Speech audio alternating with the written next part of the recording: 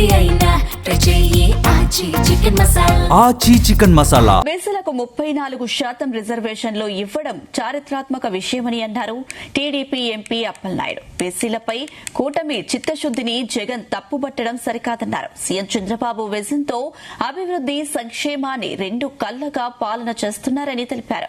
అబద్దాలతో Jagan diversional politics చేస్తున్నారంటూ Vizianagaram MP అప్పలనాయుడుతో మా ప్రతినిధి సుమా ఫేస్ టు ఫేస్.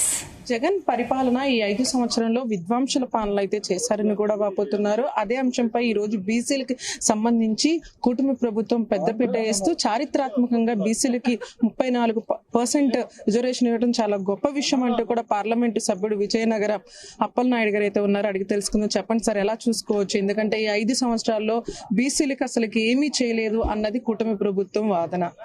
కానీ వైసీపీ వాళ్ళు మాత్రము బీసీలకు అన్యాయం చేసే దిశగానే అడుగులు వేస్తున్నారన్నది వాళ్ళ ఆరోపణ. ఈరోజు తెలుగుదేశం ప్రభుత్వం గతంలో కానీ పార్టీ కానీ బయట కానీ లోపల కానీ ప్రభుత్వంలో కానీ పార్టీలో కానీ తెలుగుదేశం పార్టీ ప్రభుత్వం ఇప్పుడు కూడా ఆ రోజు పార్టీ పెట్టి నుంచి కూడా బీసీలు అంటే వెన్నుముక తెలుగుదేశం పార్టీ. ఈరోజు ఎన్డీఏ కూటమి 2014-19లో కూడా ఈరోజు కూడా భవిష్యత్తులో కూడా ఇప్పుడు కూడా బీసీలు అంటే అమితంగా ప్రేమించే వ్యక్తులు. ఈరోజు బీసీలకి బడుగు బలహీన వర్గాలకు అండగా ఉండే ప్రభుత్వం ఏదంటే ఎన్డీఏ కూటమి ప్రభుత్వం. ఈరోజు ప్రతి ఒక్కరు కూడా హర్షిస్తున్నారు, గౌరవిస్తున్నారు. ఈరోజు చట్టసభలో ఈరోజు తీర్మానం చేసినప్పుడు జగన్మోహన్ రెడ్డి తాడేపల్లిలో ఉండి అతి తక్కువ అసెంబ్లీకి రాకుండా తక్కువ సమయంలో ఇక్కడ కేటాయిస్తూ ఇక్కడ ఏదైతే అక్కడ ప్రెస్ మీట్ పెట్టి ఈరోజు బీసీ వర్గాలకి అన్యాయం చేశాడు. ఈరోజు తీర్మానం ఒక చరిత్ర.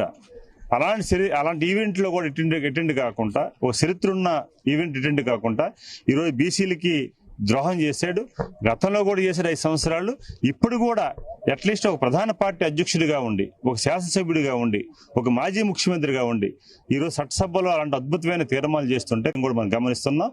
అందుకే జగన్మోహన్ రెడ్డిని నేను అదే చెప్తున్నాను. మీరు ఎంపీలు మొన్న అమిత్ షా గారిని కలిశారు, కేంద్ర హోంశాఖ మంత్రి గారిని, మీ ఎంపీలు.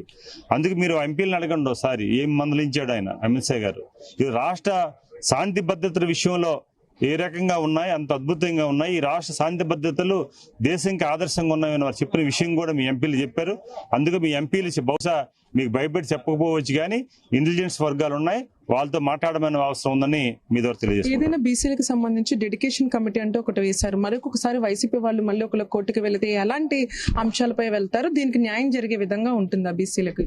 బీసీలకి 100% న్యాయం జరుగుతుందమ్మా. ఇది బీసీలు మనోభావాలకి, బీసీల ఆత్మగౌరవానికి ఇది ఈ బిల్లు తీసుకొచ్చారు. ఖచ్చితంగా ఇది జరుగుతుంది.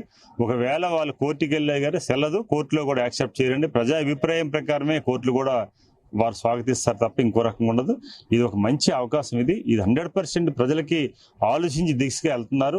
ఈరోజు ప్రభుత్వం కూడా ప్రజలు ఏం కావాలో అది ఆలోచిస్తున్నారు. ఈ ప్రభుత్వమైనా ఏదైనా సరే ఈవెన్ న్యాయస్థానం కూడా ప్రజల మేలు కోసం వారు కూడా చేస్తారు తప్ప జగన్మోహన్ రెడ్డి లాగా అన్యాయం చేసే పరిస్థితి ఉండదని మీకు తెలియజేస్తారు. మొన్నటి వరకు చూసుకుంటే డిఎస్సీ పైన అవకతవకలు జరిగినాయి అంటూ కూడా వైసీపీ వాళ్ళు ఆరోపించారు. ఇప్పుడు మరొకసారి ఏపీపీఎస్సీ గ్రూప్ 1లో కూడా అవకతవకలు జరిగినాయి అంటూ కూడా వైసీపీ వాళ్ళు ఆరోపిస్తున్నారు. దానిపైన ఏం చెప్పొచ్చు? వైసీపీలు తెలుసుకోదు ఆ విషయం. ఇప్పుడు గతంలో వారు ఉండేటప్పుడు గ్రూప్ 1లో ఎంత అవకతవకలు జరిగాయో బహిరంగ మేము చెప్పడం బహిరంగ చర్చించుకుంటున్నారు. ఎంత అన్యాయం జరిగింది, ఏ రకంగా జరిగింది, ఇవన్నీ చూస్తున్నారు. ఖచ్చితంగా ఇది ప్రజలకి జవాబుదారీ, ప్రతిపక్షమైన అధికార పక్షమైన ప్రజల జవాబుదారీగా మనం ఉండాలి. ప్రజలు చర్చించుకుంటున్నారు. ప్రజలకి ఈ ప్రభుత్వం పైన ఒక సాటిస్ఫాక్షన్ లెవెల్ 2 years అద్భుతంగా జరిగింది. భవిష్యత్తులో 3 ఏళ్ళు ఉంటుంది. ఖచ్చితంగా ఈ రోజు ఈ పరిపాలన 20 సంవత్సరాలు ప్రజలు ఆమోదిస్తారు. మీ ప్రజల్లో మీ ఇంటింటి ప్రసారం వెళ్ళేటప్పుడు కానీ ప్రజలు ఎలాగున్నారు చంద్రబాబు నాయుడు గారు చెప్తున్నప్పుడు మేము వెళ్తున్నప్పుడు వారందరూ అదే స్వాగతిస్తున్నారు. ఖచ్చితంగా మేమందరం కూడా మేము వెంట ఉంటామని ఇదే ఒక మంచి ఎనర్జీ తెలుసుకోవచ్చు. ఏదైతే వెలుగొండ ప్రాజెక్ట్ ఏదైతే ఉందో 3,000 కోట్ల వరకు అయితే ఉంది. కానీ ఆ ఏదైతే ఉందో ప్రాజెక్ట్ పూర్తి చేయడానికి అక్కడ నివాసులు అయితే కానీ వాస్తవం కొన్ని ఇబ్బందులు కలిగే విధంగా ఉంటుందంటున్నారు. అసలు ఎన్ని గ్రామాలను అయితే వాళ్ళ సురక్షిత ప్రాంతాలకు షిఫ్ట్ చేస్తున్నారు? ఇప్పుడు ఈ రోజు ప్రతి ఒక్కరమా ఏ ప్రాజెక్ట్ వచ్చినా, ఏ అభివృద్ధి కార్యక్రమం వచ్చినా, లేకపోతే ఏది వచ్చినా సరే ఎంతో కొంత నష్టం జరగక మానదు. కానీ ఈరోజు ముఖ్యమంత్రి గారు ఒక విజనరీతో ఉన్న ఆలోచన వ్యక్తి కనుక ఈరోజు భవిష్యత్తులో ఏమి మనం చూస్తున్నాం, మనం గతంలోని పరిపాలన మనం చూసాం. ఏది మన ఉమ్మడి రాష్ట్రంలో హైదరాబాద్. ఈరోజు ప్రతి ఒక్కరు కూడా అక్కడ ప్రతిపక్ష నాయకులు కానీ విపక్షాలు కానీ అధికార పక్షాలు కానీ అన్ని పక్షాలు కూడా సభాస్ అనిపించుకుంటున్నారు. చంద్రబాబు నాయుడు గారి వల్ల ఈ హైదరాబాద్ డెవలప్ అయింది, చంద్రబాబు నాయుడు గారి విజనరీయే మాకు ఈ రోజు ఫలాలు అందుతున్నాయి, భవిష్యత్తు తరాలు కూడా ఫలాలు అందుతున్నాయని చెప్పి వారు చెప్తున్న మాటలు. ఏదో నేనేదో పార్టీ మనిషిగా నేను చెప్తున్న విషయం కాదు. అందుకు చాలా మంది మనం ప్రసార సాధనాల ద్వారా మనం చూస్తుంటే ఆనందిస్తున్నాం.